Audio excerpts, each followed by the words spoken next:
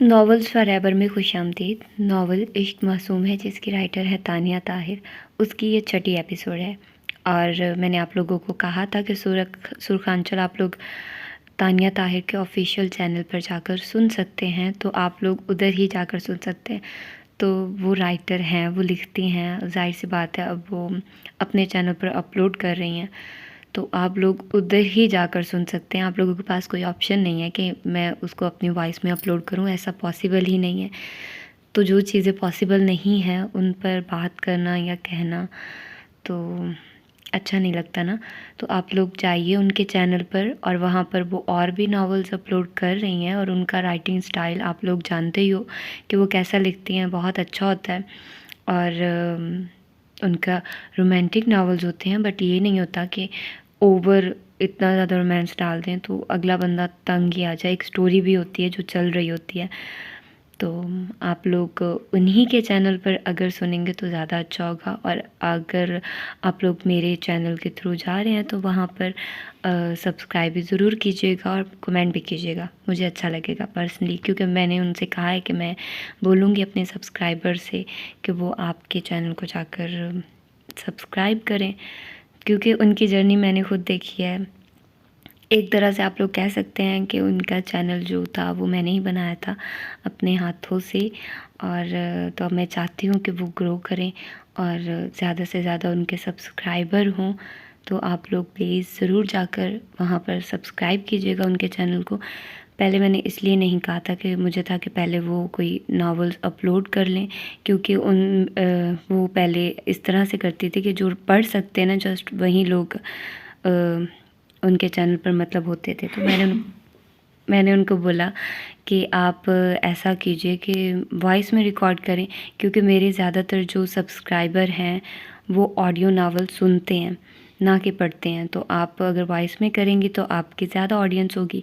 तो अब उन्होंने स्टार्ट किया है, दैट्स वाई मैंने आप लोगों को बोला है कि उनके चैनल पर जाइए और जाकर सब्सक्राइब कीजिए, ठीक है।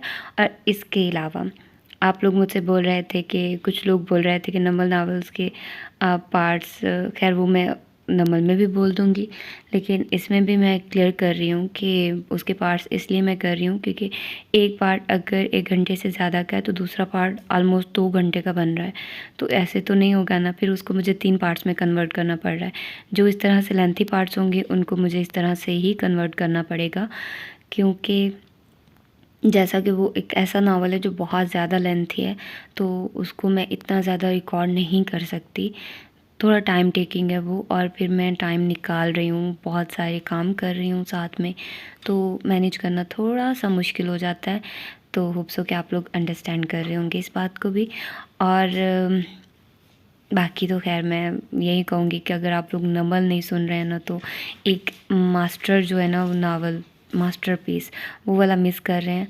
तो अगर आप लोग नहीं सुन रहे हैं तो मैं यही कहूँगी कि ज़रूर सुनिएगा, मेरा मोस्ट फेवरेट नावल है वो। तो अब हम अपने नावल की तरफ आते हैं, जो कि आज हमने पढ़ना है उसकी छठी एपिसोड को। और आप लोगों ने देखा है कि पिछले एपिसोड में आलिया ने क्या किया है ज़ार के कुत्तों के साथ, और ऐना और उसका भाई वो घर छोड़कर जा चुके हैं। तो अब देखना ये कि अब इसमें क्या होता है और ज़ाहर कैसा रिएक्ट करता है। तो आइए जल्दी से स्टार्ट करते हैं इस एपिसोड को मज़ीद किसी देर के। ऐना ने सारे घर की अकेले ही सफाई कर ली थी। यहाँ आकर ऐसा लग रहा था ये एक जन्नत है, ये घर उसकी मुहाफ़िज़ है, यहाँ उसे कोई कुछ नहीं कह सकता। वो बेहद हल्का फुल्का महसूस कर रही थी खुद को। असफर का दिए हुए फ़ोन को उसने सबसे पहले ऑफ़ करके एक तरफ फेंक दिया था। सब कुछ दोबारा से सेट कर दिया था। सफाई करके वो फ्री हुई। सदाम ने भी उसकी हेल्प की थी, मगर माथे पर तिवरी चढ़ी हुई थी। शायद वो नताशा की वजह से परेशान था। वो खाना ले आया तो दोनों ने खाना खाया। मैं चाय बना कर लाती हूँ। वो दोनों सुर्ख ईंटों वाले फर्श पर रखे कैन की चेयर्स पर बैठे थे। पूरा सहन पौधों और बेलों से ढका हुआ था, जो ठंडक और ताजगी का एहसास दे रहा था। सदाम ने सर हिला दिया। वो आंखें बंद करके चेयर की पुश्त से टेक लगा गया, जबकि ऐना चाय बनाकर कुछ देर में उसके सामने आ गई। वो कंफ्यूज सी होती उसकी तरफ देख रही थी। सदाम अलबत्ता चाय पीने लगा। भाई, आप मेरी वजह से भाभी को वहाँ छोड़ आए। आप ऐसा करें वापस चले जाएं, मैं यहाँ खुश हूँ। वो बोली तो सदाम ने उसकी तरफ देखा, मध्यम सा मुस्कुरा दिया। डोंट वरी, मुझे तुम्हारी भाभी की हरकत पर अफसोस तो है, मगर इसकी वजह तुम नहीं हो। टेंस मत हो। लो, पेपर्स की तैयारी करो अच्छे से, यहाँ कोई डिस्टर्ब नहीं करेगा। असफर से बात करना चाहती हो तो कर लो, वरना उसे एक्सक्यूज़ कर लो। अंडरस्टैंडिंग होनी चाहिए, वो तुमसे रिश्ता जोड़ना चाहता है तो समझेगा तुम्हारी सिचुएशन को। उसने सर हिलाया तो सदाम ने भी सर हिलाकर ध्यान चाय की तरफ कर लिया। दोनों में से अभी कोई नहीं बोला था कि दरवाज़ा धड़ाधड़ बजने लगा। सदाम ने सर्द सांस खींची, जबकि दूसरी तरफ ऐना उछली पड़ी। हेया, वो एकदम चीखी थी। चाय का कप वहीं छोड़कर वो दरवाजे की तरफ दौड़ी। दरवाज़ा खुला, वाकई हेया थी। दोनों चीखती हुई एक दूसरे के गले लग गई। हेया ऐना की बचपन की दोस्त थी और यहाँ से शिफ्ट होते हुए भी दोनों बहुत रोई थी, मगर आलिया की ज़िद पर ऐना को जाना ही पड़ा। मुझे लग रहा है मैं ख्वाब देख रही हूँ यार, तुम वापस आ गई हो। वो उसके गले से लगी बोल रही थी। सदाम की नज़रें उन दोनों पर ही थी। चाय का कप मुंह से लगाए ये मिलन वो तवज्जो से देख रहा था। हेया का चेहरा अब तक उसके सामने नहीं आया था। वो दोनों अलग हुई तब हेया उसके सामने आई। वो शरारती सी लड़की थी जो कि उसे बहुत पसंद करती थी। सदाम की शादी पर उसकी हालत जो थी, उस पर सदाम ने उसे बुरी तरह सुनाया था कि वो उसको बिल्कुल पसंद नहीं करता। वो कितनी छोटी है उससे, और वो किस तरह ऐसा सोच सकती है उसके बारे में। शायद वो बेबस थी उसके लिए, फिर भी सदाम ने उसे कोई ऐसी बात नहीं की थी। उसे सिर्फ चिड़कों से नवाजा था और उसे ये बात किसी को भी कहने से रोका था, मगर वो जानता था, ऐना जानती है। सदाम एक पल में निगाह उस पर से हटा गया। ये कैसी नज़रों से वो उसे देख रहा था। वो खुद को डपटता या को इग्नोर करता बस सर हिला गया। हंगामा मत मचाना घर में कि मैं वापस आऊँ तो मोहल्ले वाले शिकायत देंगे कि पागलों को छोड़ गया था। मैं वापस जा रहा हूँ ऑफिस। खाना खिला देना अपने दोस्त को। आपकी बीवी नहीं आई? हिया ने ज़रा मतात लहजे में पूछा। सदाम उसे देखने लगा। दोनों एक दूसरे की तरफ देख रहे थे। हिया जितनी अजियत सदाम ने दी थी और किसी ने नहीं दी थी शायद। वो खुद ही निगाह फेर गई। ऐना की तरफ मुस्कुरा कर देखा। हाँ, वो उससे काफ़ी छोटी थी, मगर मोहब्बत पर जोर चलता तो शायद वो खुद को संभाल लेती और लाख माँ बाप के कहने पर शादी कर लेती। चलो, ऐना ने मध्यम मुस्कुराहट से उसे बैठने को कहा। तभी सदाम बाहर चला गया। उदास मत हो प्लीज़, ऐना ने उसके हाथ थामे। नहीं हो रही। तुम बताओ क्या बनी, और वहाँ जाने के बाद ज़ाहर से कोई राब्ता हुआ? वैसे वो शख्स ज़िद्दी बहुत है, मैंने सुना था। तुम्हारी मंगनी हो गई? वो बोले जा रही थी। ऐना बिसाख्ता उसके सीने से लगती फूट फूट कर रो दी। वो ऐना के हर राज से वाकिफ़ थी और ज़ार वाले मामले में वो ही तो मदद करती थी। हिया हैरान हुई कि क्या हुआ था। फिर ऐना आहिस्ता आहिस्ता खुद पर बीतता एक एक लम्हा उसे बताती चली गई कि हिया दंग रह गई। ये तो किसी सोच में भी नहीं था, आलिया के शौहर का बेटा ज़ार होगा। वो पूरे माह बाद वापस आया था, मुस्कुराता चमकता चेहरा और चेहरे पर रौनक और खूबसूरती ऐसी कि सब उसे देखकर दंग ही थे। वो ब्लैक जैकेट और जीन्स ब्लैक ही जॉगर्स में ऐसा ही शानदार लग रहा था। अफीन ने सबसे पहले मिला। अफीन बेसाख्ता रो दी। ज़ार का कहका निकला। मम्मा, लंदन से आया हूँ। आप क्यों रो रही हैं? वो पूछने लगा। जब तुम माँ बाप के ओहदे पर फाइज हो गए तब एहसास होगा। औलाद माँ बाप से दूर हो तो कैसा महसूस होता है? अफीन बोली तो ज़ार बस मुस्कुरा दिया। इसी इंतज़ार में हूँ बस, उसने दिल में सोचा और इधर उधर देखा। वो कहीं नहीं थी। वो शाने अचका था। डैड से मिला। दोनों बगल गिर हुए। वहाँ आलिया भी मौजूद थी, मगर ज़ार आलिया पर मुँह लगाता बड़ी बात हो जाती। आलिया को इग्नोर करके वो मुड़ गया। ज़ार, सलाम करो। अंस ने ज़रा खफगी से उसको आलिया को सलाम करने का कहा। ऐसे लोगों को सलाम भी किया जाता है? वो मुस्कुराया। आलिया ने दांत पीसे। ज़ार, वो तनवीही लहजे में बोला तो ज़ार बदमज़गी के मूड में नहीं था। उसकी तरफ देखा और लट मार अंदाज में सलाम कर दिया, जबकि आलिया के चेहरे पर फतामंद मुस्कुराहट थी। ज़ार उस मुस्कुराहट को इग्नोर कर गया। उसने अपने बाप के कहने पर ऐसा किया था और कुछ नहीं। 2 मिनट में उसकी इज्जत करके रख देता। कोई उसे यूं भी रोल नहीं सकता था। आलिया ने लहक कर सलाम का जवाब दिया तो नताशा भी आ गई। वो बेहद तैयार थी। सबने एक पल को हैरानगी से उसे देखा और सबसे ज़्यादा आलिया ने। ज़ार की भी निगाह उस पर उठी। खूबसूरत लड़की थी वो। नताशा तो ज़ार की निगाह खुद पर उठती देख एकदम बेहद खुश हो गई, मगर वो अगले लम्हे अपने रूम में चला गया फ्रेश होने का कहकर।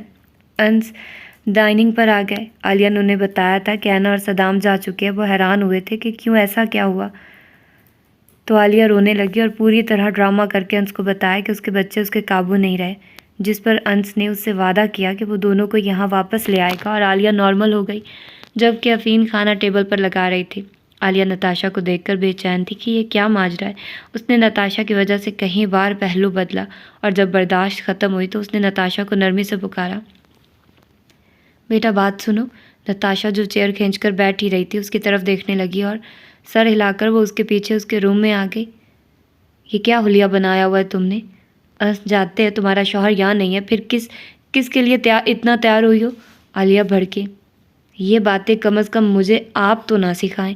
मैं किसके लिए तैयार हुई हूँ, किसके लिए नहीं, आपसे कोई मतलब नहीं। वो आलिया को दो टोक सुनाकर वहाँ से चली।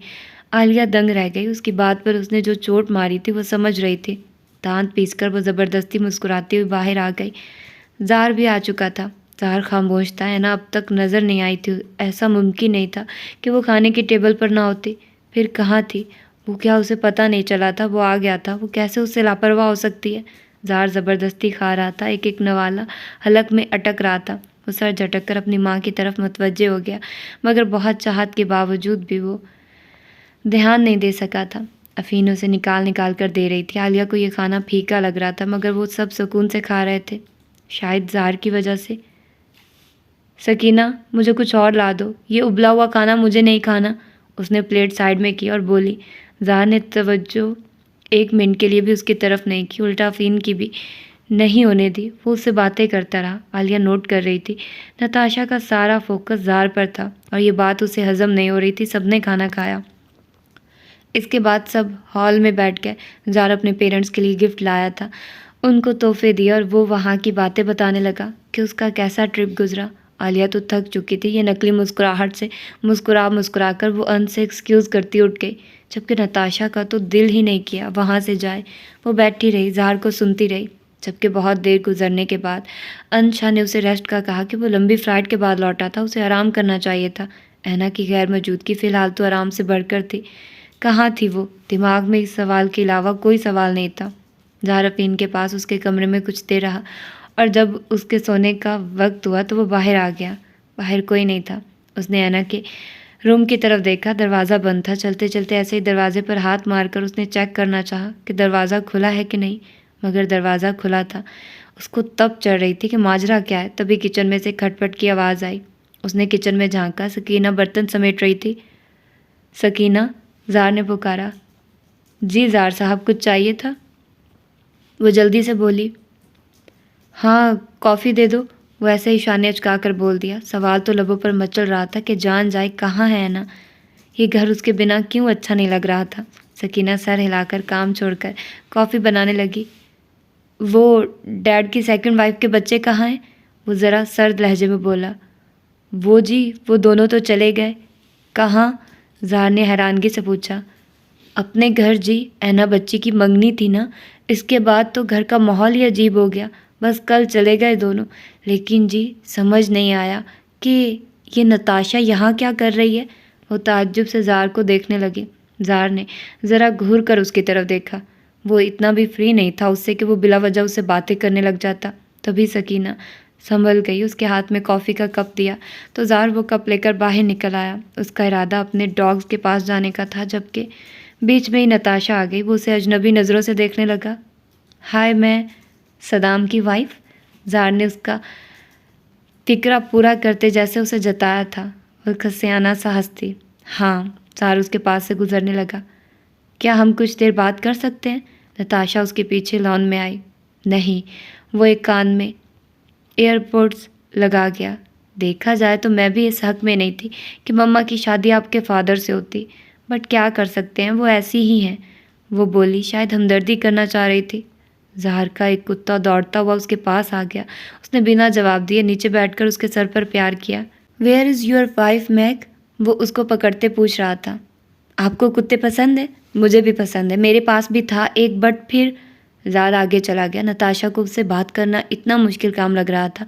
तभी वो ज़ार के एकदम रोकने पर उसके पीछे चलती रुक गई और एकदम उसकी चीख निकली। उसके दूसरे कुत्ते का सर पत्थर से कुचला हुआ ज़ार खड़ा उसको देख रहा था। महक भौंकता हुआ उसको शायद बताने की कोशिश कर रहा था। ज़ार की आंखों में जैसे शोले से भड़कने लगे। नताशा उसके मुड़ने पर डर ही गई। वो अंदर तेज़ तेज़ कदमों से भड़कता एकदम रुक गया। हाँ, वो रुक गया था। पीछे नताशा खड़ी उसे देख रही थी, जबकि ऊपर गैलरी में आलिया खड़ी थी। वो समझ गया था ये आलिया ने किया है, और अब वो कोई भी हंगामा करेगा तो वो साफ मुकर जाएगी। तभी वो बाप के कमरे में जाने की बजाय अपने रूम में चला गया। वहाँ से मैक के भौंकने की आवाज़ रह गई थी, मगर तादेर नहीं। वो कुछ ही मिनटों में बाहर निकला। हाथ में गन थी और देखते ही देखते उसने मैक की खोपड़ी को गन से उड़ा दिया। उसके कितना करीब थे पेट, ये वो जानता था कि उसके if she was killed you had to die with her, वो कहता दोबारा चला गया, जबकि अब वहाँ कोई आवाज़ नहीं थी। आलिया और नताशा के चेहरों पर खौफ सा था। जबकि नताशा अंदर भागी। आलिया को समझ आ रही थी नताशा क्या करना चाह रही है। उसने गुस्से से अपने कमरे की राह ली। आलिया को लग रहा था ज़ार अन से उसकी शिकायत लगाएगा, मगर ऐसा नहीं हुआ। अगले दिन वो बिना कुछ खाए पिए पहले ही ऑफिस के लिए निकल गया, जबकि अफीन ने उसका नाश्ता ऑफिस में भिजवा दिया। आलिया हैरान थी कि उसने क्यों नहीं शिकायत की। वो जानती नहीं थी कि वो किस बात को ले कर रहा है, मगर उसे फिक्र भी नहीं थी। अगर किसी दिन उसने ऐसा कुछ करना चाहा तो वो साफ मुकर जाएगी, और अंश कैसे नहीं उसकी मानेगा। उसे मानना पड़ेगा। अव्वल तो उसे नताशा के तेवर नहीं समझ आ रहे थे। वो ज़ार पर कैसे फिसल रही थी। सदाम उसे वहाँ छोड़ गया था, और वो बेहया लड़की किस तरह ज़ार के इर्द गिर्द थी। वो ऐसे तैयार होकर उसकी खूबसूरती वाज़े हो। आलिया ने नताशा के रूम में आ जाने के बाद वो जब उसके रूम में आई तो वो तैयार हो रही थी। तुम जाओ यहाँ से, नताशा की जानिब देखते आलिया बोली। किस लिए? नताशा ने कड़वे लहजे में पूछा। मैं तुम्हें कह रही हूँ, जाओ यहाँ से। ये घर तुम्हारा नहीं है, जो तुम अपने शौहर के बिना यहाँ पड़ी हो। और मैं खूब समझ रही हूँ तुम ज़ार के किस तरह आगे पीछे हो। तुम्हें शर्म आनी चाहिए थी कि तुम ज़ार के आगे पीछे कैसे सुकून से फिर रही हो। आलिया बुफरी तो नताशा ने हाथ उठाया। बस कर दो, बस आलिया बेगम। क्या मैं जानती नहीं तुम्हें? क्या मैं नहीं जानती तुम क्या चीज़ हो? तुम्हारे शौहर के होते हुए तुमने अनशाह से कैसे रब्ता किया था? तुमने किस तरह उसे फोर्स किया उसे शादी पर? क्या मैं नहीं जानती? अरहन शाह को इस लाइन पर लाने वाली भी तुम थी। लाहौर से इस्लामाबाद आने वाली भी तुम थी। तुम तो उस दिन से ये खेल चला रही हो, वो जिस दिन से तुम्हारी हनीन के साथ शादी हुई, कि जाने तुमने बच्चे कैसे पैदा कर लिए। क्या मैं नहीं जानती तुम किस किस्म की औरत हो? तुमने हनीन को जानबूझकर अदा क्या मुझे? आलिया ने एकदम झपट कर उसके मुंह पर हाथ रख दिया। वो अभी ऐसे जैसे अगर वो मज़ीद बोली तो शायद वो पागल सी होने लगे। नताशा ने उसका हाथ झटका और खुलकर मुस्कुराई। मुझसे बच कर रहो, तुम्हारे लिए बहुत अच्छा होगा, और तुम्हारी औलाद को। एक मिनट, मैं यहाँ सबको सच बता दूंगी, बल्कि अनशाह को भी, कि हनीन खान वो किसकी वजह से दिल का दौरा पड़ा, और अनशाह राह चलते में अचानक बस यूं ही आलिया से नहीं मिल गए थे। ये सब आलिया मैडम की चाल थी, अनशाह को पाने, ये अमीर होने की। मालूम नहीं मुझे तुम्हें किस दौर में अनशाह से मोहब्बत थी, मगर आज तुम्हें अन से मोहब्बत नहीं, उससे पैसे का लालच और उसके बेटे से नफरत है। बस ये हकीकत, और मैं सबके सामने एक्सपोज कर सकती हूँ, मगर मैं अभी नहीं करूँगी, बल्कि तुम चाहो तो कभी नहीं करूँगी। वो मुस्कुरा दी। आलिया के चेहरे पर एक रंग आ रहा था, एक जा रहा था। तुम चाहो तो बस इतना करो कि मेरे रास्ते के बीच में मत आना। बहुत अच्छा किया सदाम ने कि वो चला गया। हो गया? आलिया खुद को संभालते बोली। ये जो हकीकतें तुम मेरे मुंह पर मार रही हो, एक हकीकत तुम भी सुन लो नताशा। सदाम की बीवी बनो या ज़ार की, ये मेरे बाल किसी की भी, तुम औलाद किसी को नहीं दे सकती, और मर्द औलाद के बिना अपने बाजू कटे हुए महसूस करता है। तुम जैसे, तो जैसे मेरा बेटा, हमारा इश्क था तुम्हारी हरकतों से आजिज़, आकर तुम्हें यहाँ फेंक गया। इसी तरह, बिल्कुल इसी तरह ज़ार तुम्हें खुद मज़ा चखा देगा। मैं तुम्हारे रास्ते में नहीं आऊँगी, मगर अगर तुमने, वो उंगली उठाकर उसके करीब आई, ये सब बातें किसी को भी बताने की कोशिश की तो मैं तुम्हारे लिए अच्छा साबित नहीं होगा। आलिया ने भड़क कर उसकी आंखों में देखा। मुझे डराने की ज़रूरत नहीं, अपने राज़ों पर पर्दा डालो और फ़िक्र मत करो। जब तक तुम मेरे साथ बुरा नहीं करोगी, मैं भी तुम्हारे साथ बुरा नहीं करूँगी। वो शाने अचका गई, जबकि आलिया उसे घूरती हुई बाहर निकल गई। उसका दिल ये सब जानकर अजीब अंदाज में धड़क उठा था, जैसे बरसों बाद सब सच उसके सामने आ गया। वो घबरा गई थी। अगर कभी ऐना, सदाम या अंश को ये सब पता लग गया तो क्या होगा? वो एक पल को सुन सी रह गई, जबकि अगले लम्हे उसके अंदर की शैतानियत ने उसे टोका कि अंश उस पर अंधा एतमाद करता है। वो किसी और की नहीं, बस फ़कत उसकी बात पर यकीन करेगा। वो मुस्कुरा दी और सर झटका। क्या कर लेगी नताशा? अव्वल तो उसे ये यकीन था उसका मकसद जब तक है वो उसे नुकसान नहीं पहुंचाएगी। तभी उसकी फ़िक्र ख़त्म होने लगी। वैसे तो ज़ार के पास बहुत काम था, मगर उसके सर पर ऐना का भूत सवार था। जबकि दूसरी तरफ उसके डॉग्स के साथ जब उसकी माँ ने ये किया था, वो खून के घूंट पीने लगा था। अंश अपने कैबिन में थे। वो अंदर आया। डैड, मैं अपने दोस्त की तरफ जा रहा हूँ, आप मैनेज कर लेना। वो बोला। गिलानी साहब आएंगे, उनसे मीटिंग कौन करेगा? माही को सब प्रिपेयर है, आप उसको अपने साथ रखिएगा, वो मैनेज कर लेगी। बोला तो उससे सही से जाता नहीं। अंशा बदमज़ा हुए। ये जो आप इतना चिढ़ते हैं, क्या मालूम आपकी बहू बन जाए। वो अंदर आया और उनकी आंखों में देखने लगा। तुम इतने भी बड़े बेवकूफ़ नहीं हो, मुझे इल्म है, अंशा ने नॉर्मली जवाब दिया। ज़ार मुस्कुरा दिया। अच्छा, तो क्या मेरी शादी का प्लान नहीं है आपके माइंड में? वो चेयर घसीट कर बैठ गया। क्यों नहीं है? 100% है। तुम हाँ करो, वहाँ तुम्हारी माँ तुम्हारी शादी की तैयारियाँ शुरू कर देगी। अंशा बोले। चलो हाँ कर देता हूँ, मगर लड़की मेरी पसंद की होगी। वैसे आपको क्या लगता है मेरे साथ कौन सूट करेगी? ज़ार उन्हें गहरी नज़रों से देख रहा था। वो क्या कहेंगे वो जानता नहीं था। तुम्हारे साथ? अंश दिलचस्पी से सोचने लगे, मगर जिसका अक्स उनके दिमाग में आया उनकी मुस्कुराहट सिमट गई और वो सामने देखने लगे। क्या हुआ? ज़ार ने पूछा।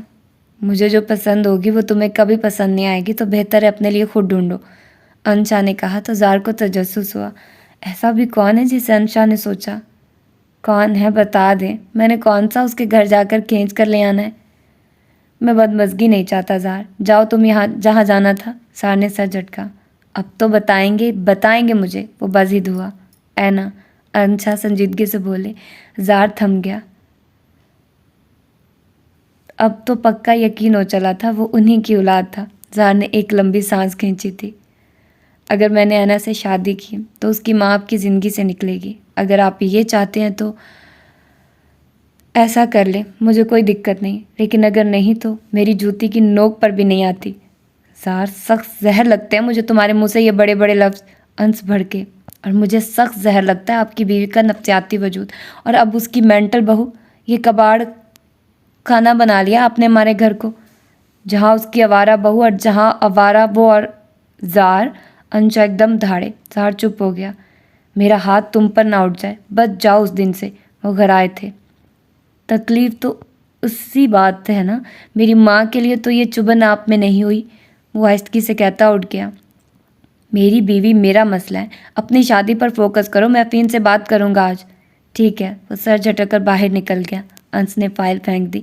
जो मुंह में आता था बक देता था वो, जबकि ज़ार तनफन करता वहाँ से निकला। इरादा ऐना के पास जाने का था। वो लड़की कितनी सुकून से रह रही है, जबकि उस औरत ने उसके अमन के उसे कोयलों पर सीख दिया था।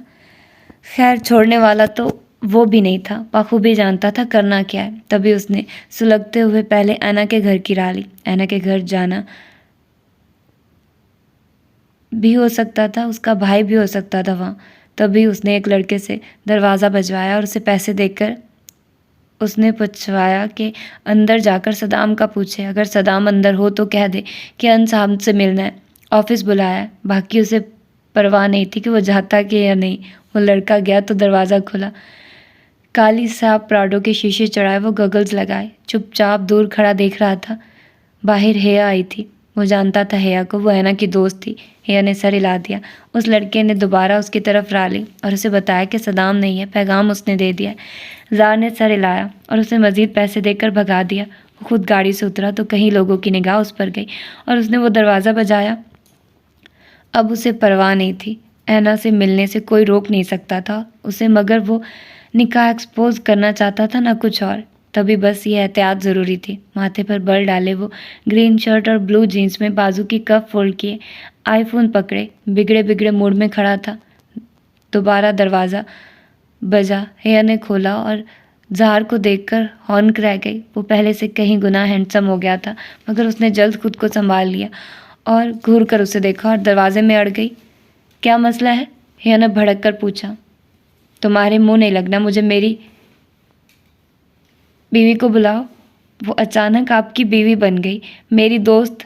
पहले ये बताइए, 1 महीने से आपको परवाह है आपकी बीवी की? तुम उस पर प्रिंसिपल लगी हो या अपनी सिक्योरिटी का चार्ज तुम्हें दे दिया उसने? ज़ाहर बिगड़ कर बोला।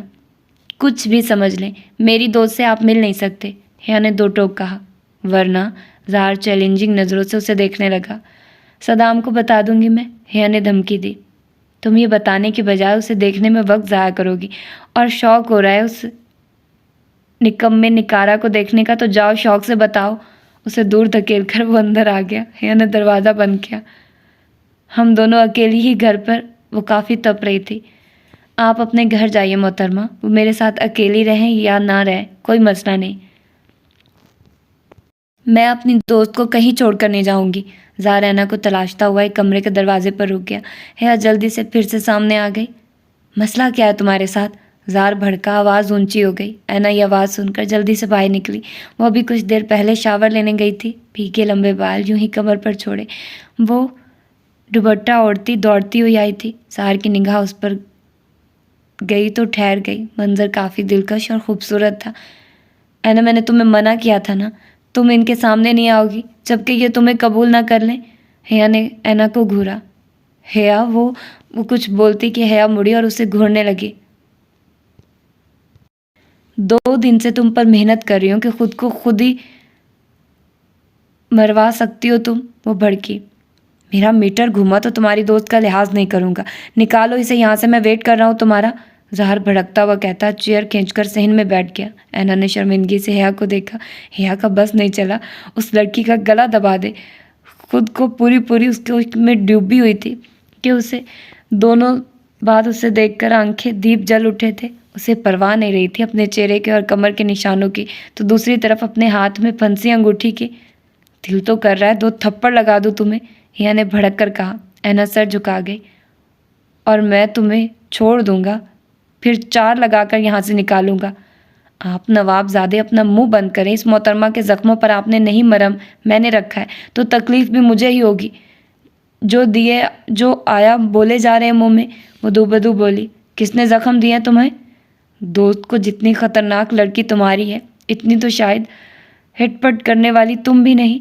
ज़ाहर ने आंखों पर गगल्स उतारे।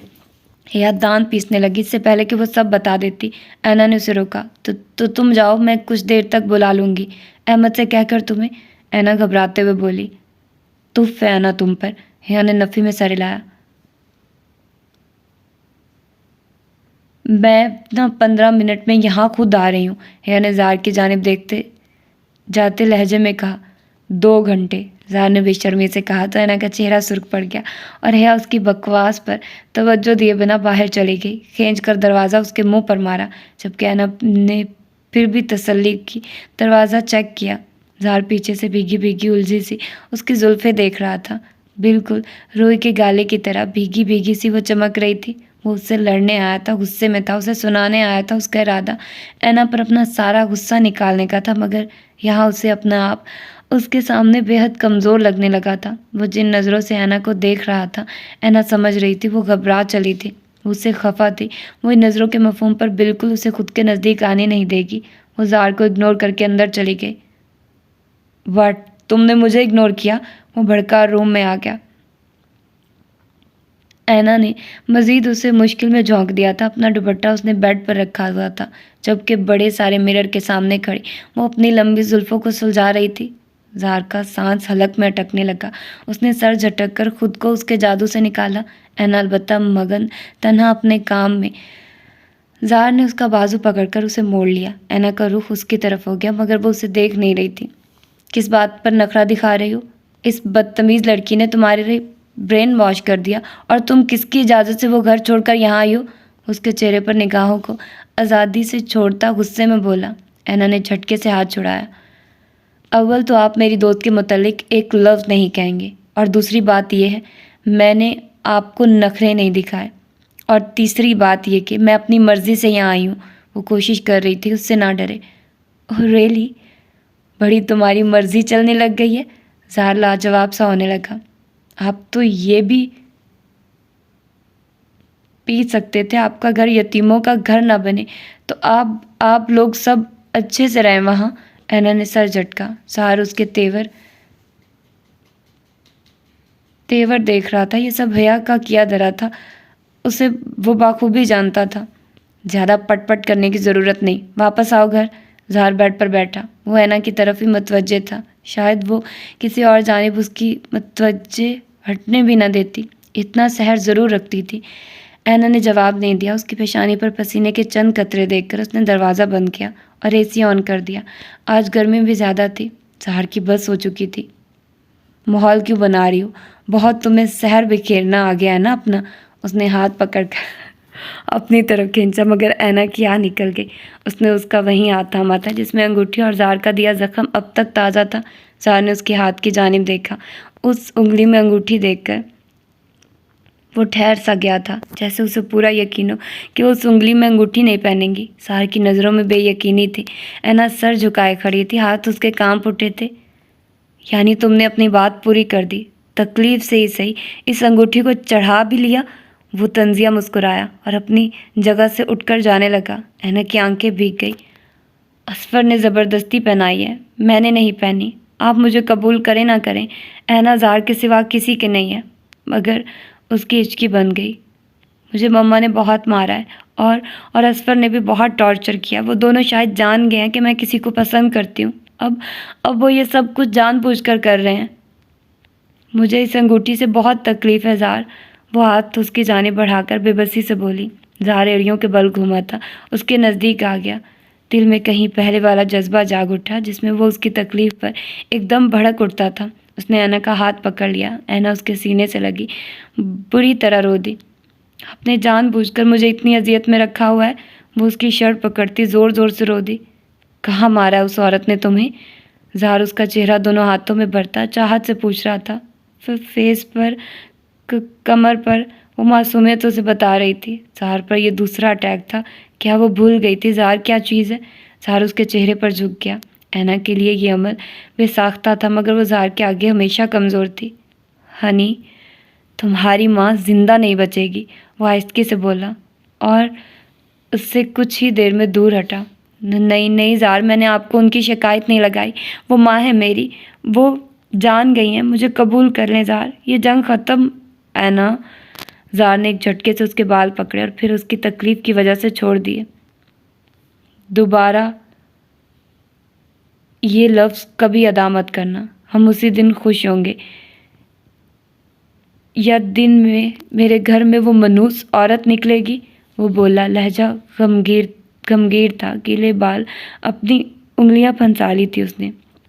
ज़ाहर उसकी कुर्बत के नशे में मदहोशी के अरूज पर था, तो दूसरी तरफ ऐना ज़ख्मों पर मरहम रखवाना चाहती थी, मगर वो ऐसा भी नहीं चाहती थी कि उसकी माँ को कोई नुकसान दे। ज़ाहर असफर से जान छुड़ा दे, ये उसकी अव्वलीन ख्वाहिश थी। मदहोशी के आलम में दोनों छुपने को तैयार थे कि अचानक फ़ोन बजने लगा। ऐना ने ज़ाहर की तरफ देखा, जिसके चेहरे पर झुंझलाहट थी। ज़ाहर ने फ़ोन बैक किया। ऐना नंबर पर माही देख चुकी थी। माही उसकी सेक्रेटरी थी, और कैसे नाम सेव कर रखा था सर वो। ऐना ने फ़ोन छीनकर ज़मीन पर फेंक दिया। ज़ाहर का मुंह खुला रह गया। 2.5 से तकरीबन 3-3.5 लाख इसका मोबाइल। 1 मिनट में वो फेंक कर उसका पैनल तोड़ चुकी थी। वो नज़दीक बैठी ऐना को देखने लगा, जिसके चेहरे पर गुस्सा था। सिर्फ मुझे तकलीफ़ देंगे, ये दुनिया में कोई और भी है? वो रोते हुए उसके सीने पर मुक्के बरसाने लगी। आह ऐना, उसने अफसोस से उसकी कलाइयाँ पकड़ ली। अब इस मोबाइल की कीमत चुकाओगी तुम? वो आंखों को लाजवाब जुम्बिश देकर बोला था। ऐना का हाथ कांप उठा। मैं जानती हूँ आप अमीर हैं, खुद कर लेंगे। जो सेक्रेटरी है वो सेक्रेटरी होगी। आपने उसका इतने हक से सेव नाम क्यों किया है? वो मासूमियत से मुंह बना गई। अच्छा, तो तुम्हारे पास ज़बान नहीं? ज़ाहर ने उसका दुपट्टा उठाकर उसके हाथ पीछे बांध दिए, जो आज उसे मारने के दर पे थे। जार, ऐना का दिल रुकने लगा। 3.5 लाख का मोबाइल था ऐना ये। वो आहिस्तगी से उसको चारों जानिब छाता बोला। ऐना का सांस बहाल नहीं हो रहा था। मैं पैसे दे दूंगी, ऐना हलक में थूक निगलती बोली, जबकि जार के चेहरे पर बेहद संजीदगी थी। और इससे पहले कि वो कुछ करता, जोर से दरवाज़ा धड़ाधड़ बज उठा, जबकि ऐना बेसाख्ता कांप उठी और जार बेड पर गिरकर उसे घूरने लगा। ऐना अफरा तफरी का शिकार थी और जार की ख्वाहिश पूरी न होने पर उसका मीटर शॉर्ट हो रहा था। न जाने कौन आया था, ऐना को यकीन था सदाम है। वो जल्दी से उठी और जार से हाथ खोलने के लिए कहा। दरवाज़ा दोबारा बजाया गया था। प्लीज़ खोल दें जार, भाई हैं बाहर। वो घबरा रही थी। जार ने एक लंबा सांस खींचा और उसके हाथ खोल दिए। ऐना दौड़कर दरवाजे तक पहुंची, फिर वापस आई। वो बेड पर बैठा था, चुपचाप उसे ही देख रहा था। ऐना ने सर पर दुपट्टा लिया और उसे खींचकर वॉशरूम में बंद करने की कोशिश करने लगी। जार उसके कामते हाथों की वजह से बस वॉशरूम में बंद हो गया, वरना वो कभी ना जाता। ऐना ने एक नॉर्मल सांस बहाल किया और बाहर आई और दरवाज़ा खोला तो तजर्बा 100% था। पीछे से अपने घर से हिया भी सदाम को देख चुकी थी, तभी जल्दी से पीछे पीछे खुद आ गई। सदाम ने हिया की तरफ देखा। मुझे लगा हमारे घर ही पाई जाती होंगी आप, मगर हैरान कुन है कि ऐना को अकेला छोड़कर अपने घर थी। वो बोलता हुआ अंदर आया। हिया ने सदाम की बात का जवाब नहीं दिया और गुस्से से जार का पूछा, जिसने बेचारगी से कमरे में इशारा कर दिया। ऐना, हिया ने दांत पीसे। निकाल नहीं सकती थी उसे घर से, वो भड़की। ऐना खामोश हो गई। अब ये कहाँ पर बंद हो गई है? कुछ खाने को मिल जाएगा, थोड़ी देर के लिए आया हूँ वैसे भी मैं। वो बोला तो दोनों की जान में जान है। अगर बुरा ना लगे तो अपने घर से ला दूँ, आपकी पसंद की चीज़ है बनाई। हिया ने उसकी तरफ देखा। सदाम ने भी देखा। ऐना तो अपनी ही परेशानी में मशगूल थी। ज़ार कितनी देर वॉशरूम में खड़ा होता। नहीं थैंक यू, उसने संजीदगी से कहा। खा लें, जहर नहीं मिलाया, हिया ने ज़रा दुखते दिल से कहा। उसके लिए वो उतना ही सख्त था। सदाम चुप हो गया। हिया घर खाना लेने चली गई। दूसरी तरफ सदाम ने ऐना की तरफ देखा। क्या हुआ है, कोई परेशानी है? वो पूछने लगा। नहीं भाई, ऐना मुस्कुराई। अच्छा, मम्मा का या असफर का फ़ोन आया? सदाम सवाल करता हुआ। रूम में आ गया। ये तो शुक्र था अपने रूम में आया था, अगर ऐना के रूम में चला जाता तो क्या बनता। वो मैंने मोबाइल बंद किया हुआ है भाई, ऐना ज़रा झिझकती हुई बोली। गलत बात है ना, वो मंगेतर है तुम्हारा, अगर वो राब्ता करता है तो तुम बात कर लो। और मम्मा कैसे कांटेक्ट करेंगी? गुस्से में वो मेरे पास कभी नहीं करेंगी, तब भी अपना नंबर ऑन कर लेना। वो बोला तो ऐना ने सर हिला दिया। थोड़ी ही देर में हिया वापस लौट आई और उसके सामने खाना रख के दोनों फरिश्तों की तरह उसके दाएं बाएं खड़ी थी। मेरे लुकमे गिनने हैं तुम दोनों ने, सदाम संजीदगी से बोला। तो दोनों शर्मिंदा हो गई। वो भाई, भाभी से राब्ता नहीं हुआ आपका? ऐना को ख्याल आया था नताशा का। हम शाम में उसको लेने जाऊंगा। सदाम ने एक चोर नज़र हिया के चेहरे पर डाली, जो खामोश संजीदा खड़ी थी। जी भाई, मेरी वजह से आपका घर ख़राब हो, मैं ये नहीं। अचानक ज़ोरदार आवाज़ पर वो तीनों खड़े हो गए। यह आवाज़ कैसी है? सदाम हैरानगी से पूछने लगा। ऐसा लगा था जैसे कोई फिसल कर गिर गया हो, और आवाज़ इतनी वाज़ेह और तेज़ थी। वो दोनों उड़ी उड़ी रंगत से सदाम को बाहर जाता देख रही थी। तुम्हारे रूम से आई है ना? वो बोला और हैना के रूम में जाने लगा। वो पानी की बाल्टी रखी थी मैंने, वो शायद गिर गई है। और तो कुछ नहीं हुआ। हिया सदाम के एकदम आगे आती हुई बोली कि वो ऐना के रूम में ना जाए। ये पानी की बाल्टी गिरने की आवाज़ थी, पागल हो गई हो? सदाम ने घूर कर हिया को देखा। ऐना तो बस बेहोश होने के करीब थी। सदाम ने ऐना के रूम का दरवाज़ा, खाली रूम थी, उसने वॉशरूम की तरफ कदम उठाया। ऐना और हिया आने लगे थे। ऐना की आंखें भीग गई, जबकि सदाम ने दरवाज़ा खोल दिया। अंदर कोई नहीं था, मगर वाकई बाल्टी गिरी हुई थी। ये बाल्टी कैसे गिर गई? सदाम हैरानगी से बोला, जबकि हिया और ऐना उसके पास आई। भाई क्या हो गया, आप तो CID बन गए। सदाम हंस दिया और पीछे हट गया। नहीं, CID नहीं बना, बस समझ नहीं आया कुछ। वो शान ने अचकाकर बाहर निकल गया, जबकि ऐना और हिया एक दूसरे की शक्ल देखने लगी। ज़ार कहाँ गया था? दोनों के पास ही जवाब नहीं था। वो दोनों बाहर आ गए। सदाम खाना खाता रहा। वो दोनों बाहर खड़ी परेशानी से दोहरी हो रही थी। कुछ देर बाद वो उठा था, शायद ज़रूरी कॉल थी। उसने मोबाइल कान से लगाया हुआ था और वो अफरा तफरी में बाहर निकल गया। दोनों वहीं बैठ गई। सांस जैसे बहाल हुआ था। दोनों को लग रहा था वो मज़ीद कुछ देर इस टेंशन से गुजरती तो मर ही ना जाती। जाओ अब देखो, कहाँ है वो तुम्हारा पागल? हिया गुस्से से दरवाज़ा बंद करने लगी जबकि ऐना रूम में भागी। ज़ार बेड पर पड़ा था, शायद वो गिर गया था। ज़ार, ऐना जल्दी से उसके नज़दीक गई। तुम्हारे रिश्तेदार मुझसे नहीं बचेंगे ऐना, आज मैं तुम्हें बता रहा हूँ ये। वो गुस्से से सुर्ख हो रहा था। ऐना की अपनी हंसी रुकी। तुम? इससे पहले कि वो कुछ करता हिया आ गई। ऐना जल्दी से दूर हुई। बहुत अच्छा हुआ, हिया ने मुस्कुराकर उसकी तरफ देखा। तुम्हारी गर्दन न दबा दूं, मैं दूर रहा करो मेरी बीवी से और मेरे मामलात से। वो आंखें निकालकर कबल उठकर घर से बाहर निकलने लगा। मैं रात को आऊँगा, चताती नज़र हिया पर डालकर वो ऐना से बोला था। ऐना हैरान रह गई जबकि ज़ार ने शाने अचकाया और ख़ुद भी बाहर चला गया।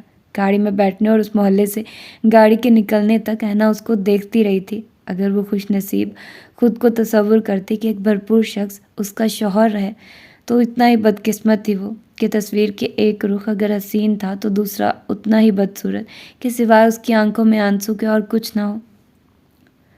तो ये थी इसकी आज की छठी एपिसोड और इतना मुश्किल हो रहा है मुझे इसको पढ़ना क्योंकि इसकी इतनी गंदी मिस प्रिंटिंग हुई हुई है और मैं सही से पढ़ नहीं पा रही हूँ। पीडीएफ में बिल्कुल अच्छे से वो वर्ड्स नहीं लिखे हुए हैं, तो थोड़ा मैनेज करना बहुत मुश्किल हो रहा है। बट अब मैं कोशिश करूँगी कि आइंदा थोड़ा सा पढ़ लिया करूँ ताकि मुझे पहले पता हो कि वो उसका फ़िक्रा कैसे बनेगा। बट जब मैं पढ़ रही होती हूँ ना तो वो फ्रिक्वेंटली बोलते हुए ही गलत हो जाता है। तो इसमें मेरा कोई कसूर नहीं है, ये प्रिंट ही ख़राब है, प्रिंट का सारा कसूर है। तो खैर मिलते हैं इसकी अगली एपिसोड में। अपना ढेर सारा ख्याल रखिएगा। अल्लाह हाफ़िज़।